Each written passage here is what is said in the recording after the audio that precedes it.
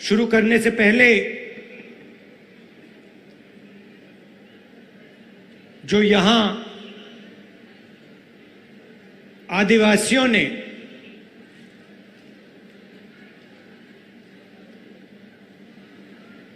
अंग्रेजों की लड़ाई में हिंदुस्तान को बनाने के लिए जो काम किया, जो कुर्बानी दी, उसके लिए मैं आप सबको दिल से, आदिवासी समाज को दिल से धन्यवाद करता हूं। आज आदिवासी दिवस भी है और इसके लिए मैं आपको बधाई देता हूं।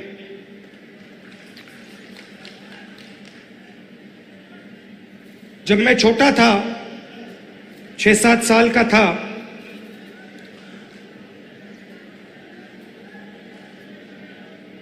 तो मेरी दादी इंदिरा जी ने मुझे एक किताब दी थी। किताब का नाम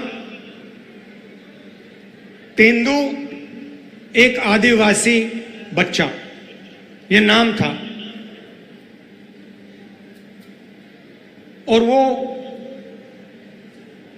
एक आदिवासी बच्चे की जिंदगी के बारे में किताब थी। वो जंगल में कैसे जीता था,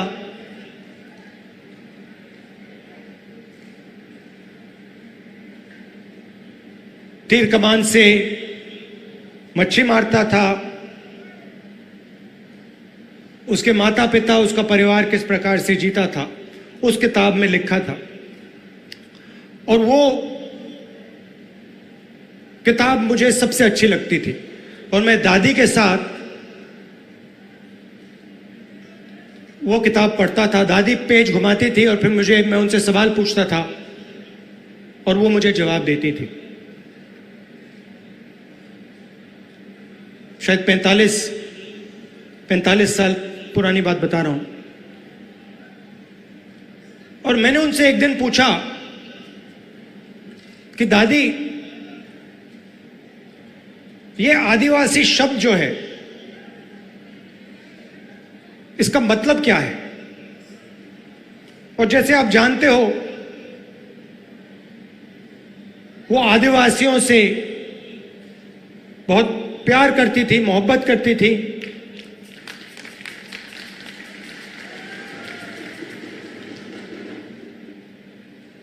आपसे बहुत गहरा रिश्ता था उनका।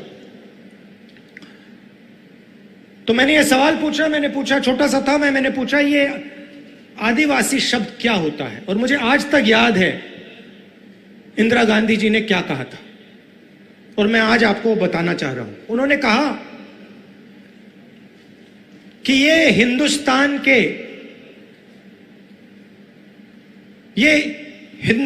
के पहले निवासी हैं। ये जो हमारी जमीन है, सुनिए, ये जो हमारी जमीन है, जिसको आज हम भारत कहते हैं, ये जमीन इन आदिवासियों की जमीन थी। और फिर उन्होंने कहा, जो आज का मॉडर्न समाज है, उसको आदिवासियों से जिंदगी जीना समझना चाहिए। ये उनके शब्द हैं। जल, जंगल, जमीन के साथ क्या बर्ताव होना चाहिए, क्या रिश्ता होना चाहिए, आदिवासियों से सीखना चाहिए। मगर एक बात मेरे दिमाग में बैठ गई कि आदिवासी इस देश के, इस धरती के पहले निवासी थे।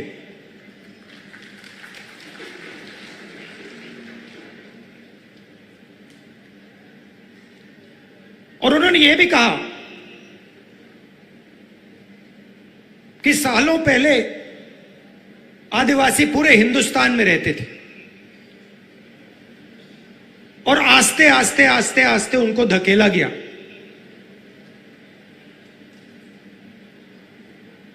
तो यह बात मेरे दिमाग में बैठ गई, आदिवासी पहले निवासी थे और ये जो पूरा देश है इसकी जमीन पहले आदिवासियों की हुआ करती थी।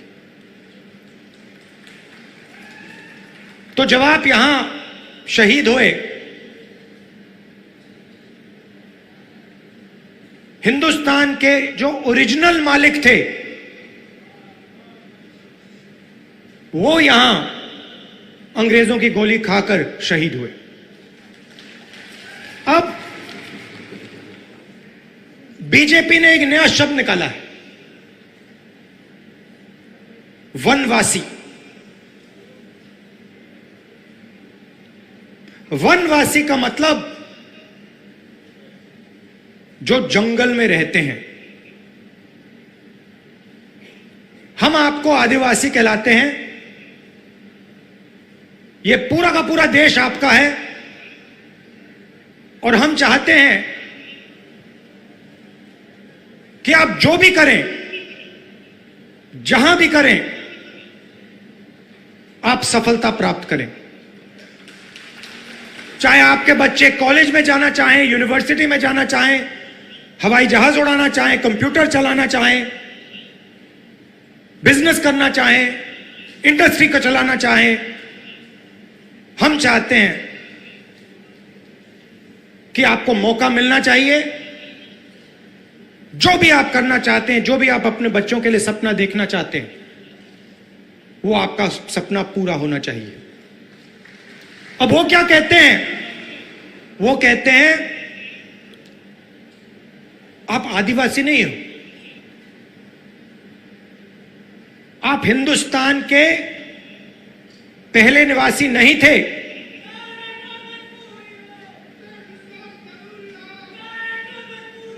वो कहते हैं कि आप आदिवासी नहीं हो, आप वनवासी हो। मतलब आप इस देश के ओरिजिनल मालिक नहीं हो, आप तो जंगल में रहते हो। यह आपका अपमान है, यह भारत माता का अपमान है। सिर्फ आदिवासियों का नहीं, पूरे देश का अपमान है। आप वनवासी नहीं हो, आप आदिवासी हो। यह पहले आपकी जमीन थी। बीजेपी चाहती है, आरएसएस चाहती है कि आप जंगल में रहो, जंगल के बाहर ना निकलो। आपके बच्चे इंजीनियर ना बने, डॉक्टर ना बने, लॉयर ना बने, बिजनेस ना चलाएं, हवाई जहाज ना उड़ाएं, प्रोफेसर ना बने। वो आप पे वनवासी का ठप्पा डालना चाहते हैं। मतलब आप जंगल में रहते हो, आप दूसरे लोगों से कम हो। हम इस बात को मानने के लिए तैयार नहीं है। हम इस बात को कभी नहीं मान सकते।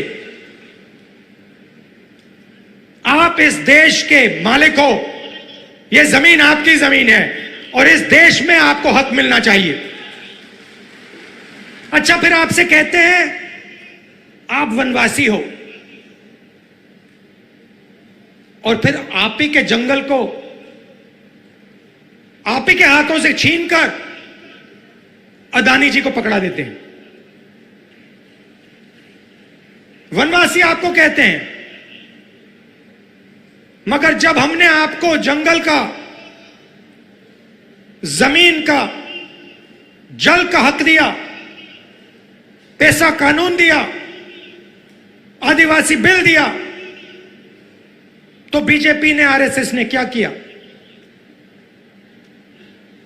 वो जो औजार हमने आपको दिए थे, उन्होंने एक के बाद एक रद्द कर दिए। वो चाहते हैं कि आप जंगल में रहो और फिर आस्ते आस्ते आस्ते आस्ते जंगल को वो काटते जाते हैं। आस्ते आस्ते जो आपके हक हैं उनको वो छीनते जाते हैं। आपकी जमीन जो है आप उसको छीनते जाते हैं। वो अंत में चाहते हैं कि वो आपको वनवासी कहें और हिंदुस्तान में जंगली गायब हो जाए, तो आप कहीं के नहीं रहो।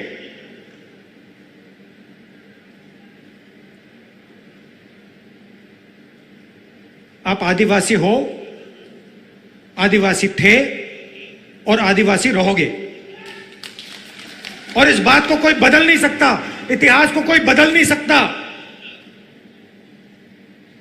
हिस्ट्री की किताब में कोई कुछ लिख ले, सच्चाई यह है कि यह जमीन पहले आदिवासियों की थी और आदिवासियों को इस देश में हक मिलना चाहिए।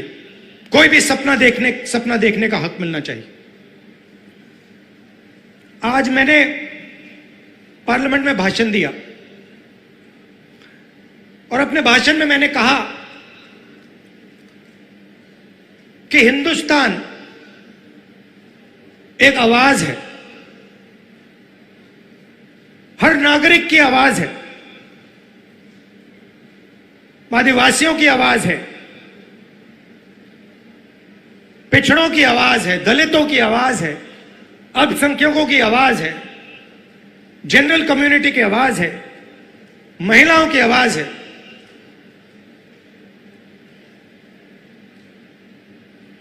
और जहां भी ये बीजेपी के लोग जाते हैं, हिंदुस्तान की आवाज को चुप करने की कोशिश करते हैं, दबाने की कोशिश करते हैं। आप देखिए, बीजेपी की सोच ने मणिपुर में आग लगा दी। 3-4 महीने से मणिपुर में आग जल रही है, लोग मारे जा रहे हैं,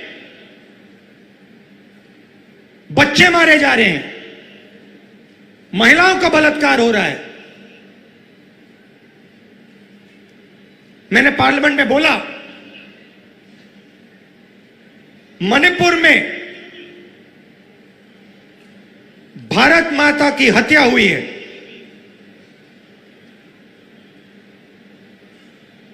बीजेपी की विचारधारा ने मणिपुर में भारत माता की हत्या की है। और देखिए,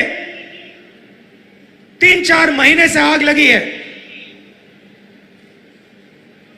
अगर प्रधानमंत्री चाहे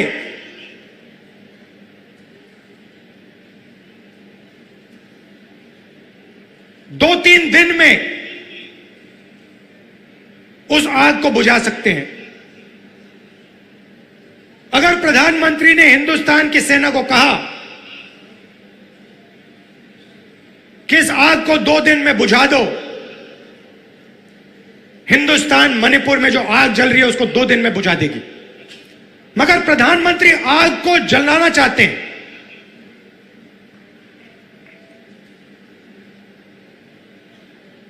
उन्होंने तो बांटा है मणिपुर को। और देखिए, 3 महीने हो गए, ऐसा लगता है कि मणिपुर हिंदुस्तान का भाग ही नहीं है, स्टेट ही नहीं है। प्रधानमंत्री ने एक शब्द नहीं बोला। मैं वहां गया, रिलीफ कैंप्स में गया, महिलाओं से बात की, बच्चों से बात की, गले लगा।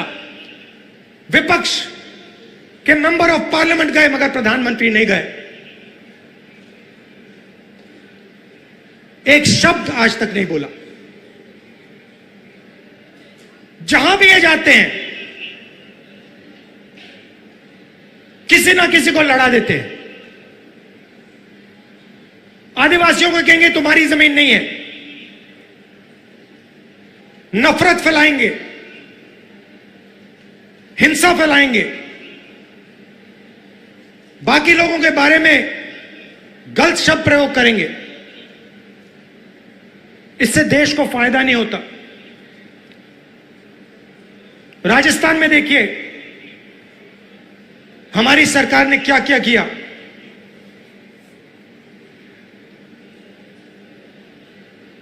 CM Chiranjeevi health insurance scheme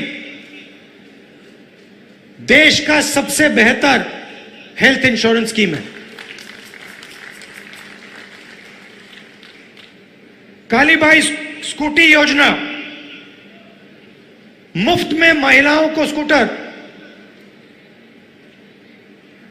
मुख्यमंत्री कोचिंग योजना, फ्री एंट्रेंस एग्जाम में कोचिंग मुफ्त में। SC ST डेवलपमेंट फंड को 500 करोड़ से 1000 करोड़ कर दिया। तो हम गरीबों की सरकार चलाते हैं, आदिवासियों की सरकार चलाते हैं। पेंशन स्कीम, पुरानी पेंशन स्कीम जो राजस्थान की सरकार ने दी, 90 लाख से ज्यादा लोगों को फायदा पहुंचा।